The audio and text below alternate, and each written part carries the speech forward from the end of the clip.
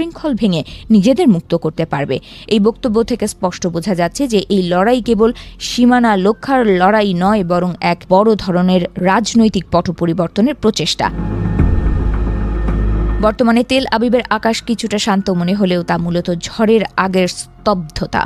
Fire service এবং উদ্ধারকর্মীরা ধ্বংসস্তূপ সরিয়ে এলাকাটি পরিষ্কার করার চেষ্টা করছেন, তবে নতুন করে আবারও হামলার আশঙ্কা উড়িয়ে দেওয়া যাচ্ছে না। ইসরায়েলের প্রতিটি হাসপাতালে এখন রেড অ্যালার্ট জারি করা হয়েছে এবং রক্তদানের জন্য সাধারণ মানুষের লম্বা লাইন দেখা গেছে। আন্তর্জাতিক মহল থেকে যুদ্ধবিরতির আহ্বান জানানো হলেও রণক্ষেত্রের বাস্তব চিত্র বলছে অন্য কথা। শক্তির এই মহড়া এবং পাল্টাপাল্টি হামলার চক্র যদি দ্রুত বন্ধ না হয়, তবে এই সংঘাত পুরো বিশ্ব অর্থনীতি এবং ভূরাজনীতিতে এক দীর্ঘস্থায়ী ক্ষত তৈরি করবে।